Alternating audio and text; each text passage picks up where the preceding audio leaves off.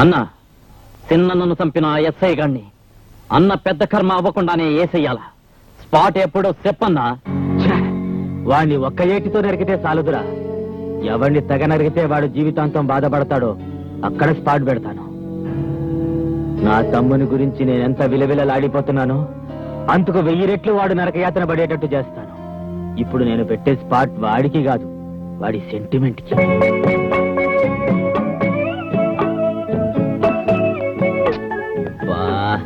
Uniform వేసుకుని ఊరంతా command చేస్తున్నాను, నిన్ను పనులు చేయకుండా కంట్రోల్ చేయలేకపోతున్నాను.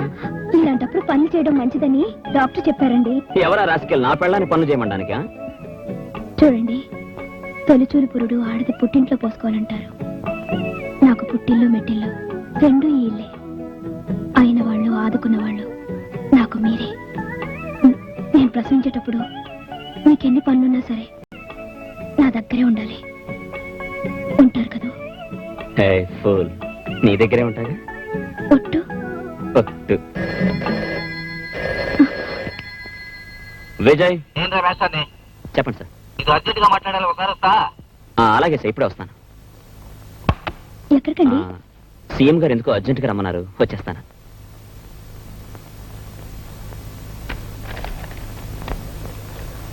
Good evening sir. ఏంది ఇయ్యేటప్పుడు వచ్చావు? అదే సార్, మీరు ఫోన్ చేశారుగా. నేను ఫోన్ చేశానా? అవును సార్, ఫోన్ లో మీరే చెప్పారుగా అర్జెంట్ గా రమ్మని. ఆశ్చర్యంగా ఉందే, నాకు తెలియకుండా నేను ఫోన్ చేయడం ఏంది? I'm sorry sir.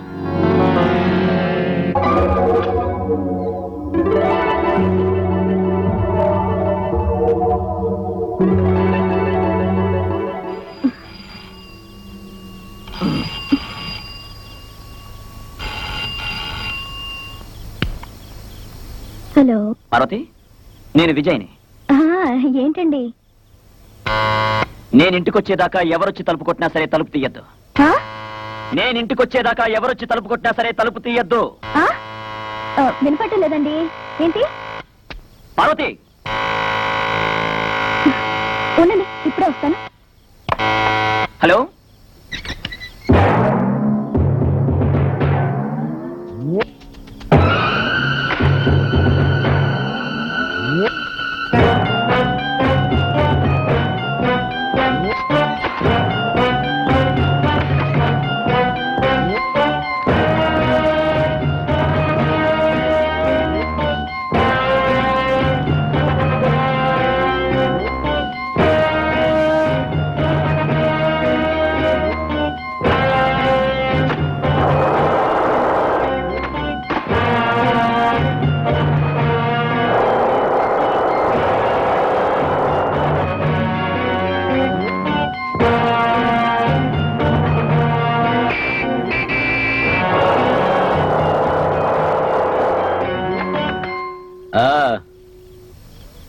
మీ ఆయన వచ్చినట్టున్నాడు. ఈ రోజు తప్పించుకున్నావు, రేపు మళ్ళీ వస్తా. ఎట్టా తప్పించుకుంటావు చూస్తా.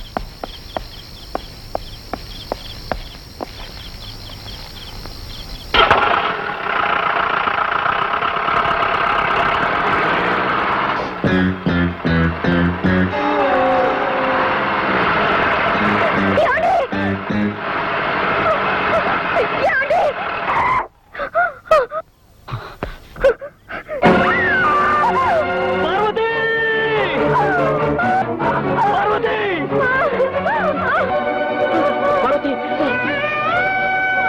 పార్వతి పార్వతి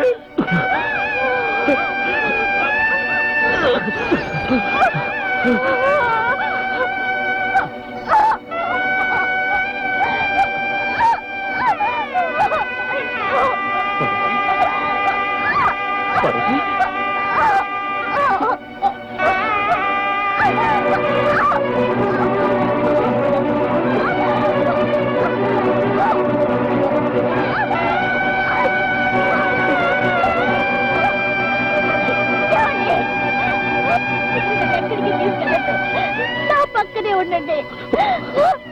మనకి మన బిడ్డ దక్కితే చాలు. బిడ్డకి తొలి పురుడు తల్లి పోయాలంటారు. మీలో నా తల్లిని దోసుకొనివ్వండి. ఆ పక్కనే ఉండండి.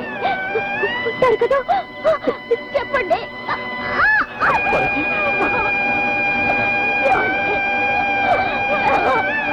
ప్రజలు మనల్ని ఎన్నుకుందే సారా నిషేధం పైన డీటెయిల్ రిపోర్ట్ తీసుకున్నామని ఎన్నాళ్ళైంది? ఆ బాధ్యత నీకు అప్పగించి ఎన్నాళ్ళైంది? ఆ సంగతి ఏమైందో చెప్పకుండా నా గురించి తెగ బాధపడిపోతావేంది? సార్, ఆ విషయం చెప్పడానికే వచ్చాను సార్. మనం సారామకం ఎత్తేస్తున్నాం తెలిస్తే ప్రజల్లో అసంతృప్తి బయలుదేరుతుంది. వచ్చే ఎలక్షన్స్ లో ఖచ్చితంగా మన పార్టీ దెబ్బతినే ప్రమాదం ఉందండి. అందరికీ నచ్చేలా నడుచుకుంటే పోలా? నాకు తెలిసిన పెద్ద సారా కాంట్రాక్టర్ ఉన్నాడు. అతను మనకు అండగా ఉంటాడు. మన పార్టీకి ప్రజల్లో ఉన్న పలుకుబడికి తిరుగులేదు.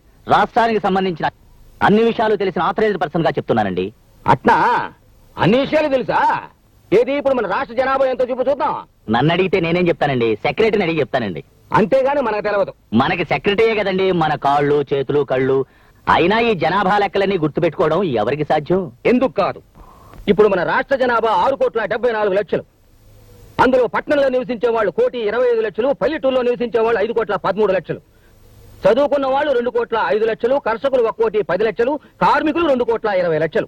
పక్కా ఇళ్లు 1,50,000, ఆసుపత్రులు 1,900, యావరేజ్న ఆసుపత్రికి 12 బెడ్లు, 1,00,000 మంది జనాభాకు ఒక డాక్టర్. జైలు నుంచి బయటకు వచ్చిన ప్రతి 10 మందికి 7 మళ్లీ నేరం చేసి తిరిగి లోపలికి వెళ్తున్నారు. ప్రతి నిమిషానికి ఒక దొంగతనం, ప్రతి 4 నిమిషాలకు ఒక మానభంగం, ప్రతి 23 నిమిషాలకు ఒక హత్య, ప్రతి 47 నిమిషాలకు వరకట్న చావు. ప్రతి 1000 మందికి పుట్టేవాళ్ళు 39 మంది, కానీ చచ్చేవాళ్ళు 13 మంది. అలా ఇంకేమైనా కావాలనా? ఎవరో ఇసిరే ఎంగిలి మితుకులకు ఆశపడి ప్రభుత్వాన్ని కుక్కని చేసి ఆడిద్దామనుకుంటున్నా? దేవుడు జిగుచ్చినా సరే ప్రజల బ్రతుకుల్ని సర్వనాశనం చేస్తున్న సారా వ్యాపారాన్ని స్టేట్ లో పూర్తిగా నిషేధించడం ఖాయం. ఈ విషయంలో నువ్వే కాదు, ఎవరైనా సరే సొంత బుర్రలు ఉపయోగించారో మాటలతో చెప్పను.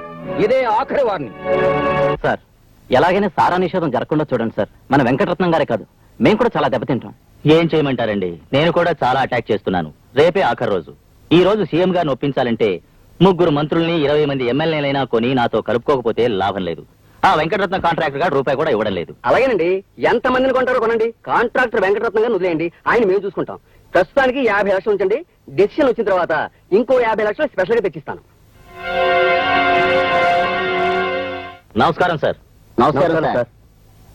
నమస్కారం సార్. ఏంది హోమం, మొత్తం ఒకేసారి కట్టకట్టుకుని వచ్చినారు? ఇరిగేషన్, ఎడ్యుకేషన్ కూడా వచ్చినారే? ఎమ్మెల్యేలు కూడా వచ్చారు. ఇంకా చాలా మంది బయట ఉన్నారు. ఏ లోపల చోట్లేదనా? సరే సరే, ఏంది విషయం? చెప్పడానికి చాలా ఉందండి. సారా అమ్మకాన్ని నిషేధించే విషయంలో నా అభిప్రాయాన్ని మీకు ఎన్నోసార్లు చెప్పాను. నేనేదో మీకు చెడు చెప్పినట్లు మీరేమో నా మాట పట్టించుకోవడం లేదు. మిగిలిన మంత్రులు ఎక్కువ మంది అభిప్రాయం మీకు వ్యతిరేకంగా ఉందని తెలియపరచడానికే వీళ్ళందరినీ ఇక్కడ తీసుకొచ్చాను. మంది ప్రజాస్వామ్యం కదండి, తేడా వచ్చిందంటే మొత్తానికే తేడా వస్తుంది. ఆలోచించుకోండి. ఆలోచించాను, వాళ్ళు కూడా ఆలోచించుకునే వచ్చారు. చెప్పండి చెప్పండి అయ్యా, చెప్పండి. చెప్తామండి, మాకు భయం ఏంటి? మన హోమ్ మినిస్టర్ గారు చెప్పింది కరెక్ట్ అని చెప్పడానికి తల 5 లక్షలు ఇచ్చారు. మిగిలిన వాళ్ళందరికీ తల 1 లక్ష ఇచ్చారండి. అవునండి. రేపు ఇంకా ఇస్తామన్నారండి. ఇందాక మీరు చెప్పిందే కదండి. మీరు చెప్పినట్టే నమ్మించి తీసుకొచ్చామండి. అవునండి, నువ్వు వాళ్ళతో మాట్లాడాక వాళ్ళు నాతో మాట్లాడారయ్యా. నిన్ను ఇక్కడికి లాక్రమని చెప్పింది నేనే. ఇది ప్రజాస్వామ్యం అంటే. అవునా హోము? అబద్ధం అండి, ఇదంతా అబద్ధం. వీళ్ళు నా మీద కక్ష కట్టారు.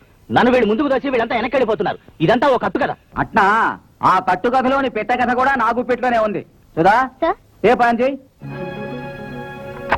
సార్, ఎలాగైనా సారా నిషేధం జరగకుండా చూడండి సార్. మన వెంకటరత్నం గారే కాదు, మేము కూడా చాలా దెబ్బతింటాం. ఏం చేయమంటారండి? నేను కూడా చాలా అటాక్ చేస్తున్నాను. రేపే ఆఖరి రోజు. ఈ రోజు సీఎం గారిని ఒప్పించాలంటే 3 మంత్రుల్ని 20 మంది ఎమ్మెల్యేలైనా కొని నాతో కలుపుకోకపోతే లాభం లేదు. ఇప్పుడేమంటావు? నువ్వు 7 సముద్రాల అవతల ఎదవ పని చేసినా నేను రికార్డు చేయగలను. అందరూ నీలాంటి ఎదవలనుకున్నావు ఆ డబ్బు కక్కుర్తుపట్టడానికి? ఇది నా మినిస్ట్రీ. సారా కాంట్రాక్టర్లకి స్టేట్ ను దారాదత్తం చేస్తా. ఈ క్షణమే సారా లైసెన్సులు మొత్తం క్యాన్సిల్ చేస్తున్నా. నేను ఈ అవకాశం కోసమే ఎదురు చూస్తున్నాను.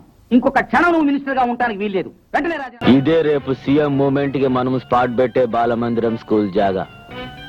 రేపు ఉదయం ఈ జాగా మొత్తం నా కబ్జాలో ఉండేట్టు ఏర్పాటు చేశాను. సెక్యూరిటీ అరేంజ్మెంట్ ప్రకారం సీఎం ఈ దక్షిణ గేటు ద్వారా గవర్నర్ తో పాటు ఈ దారిన వస్తాడు.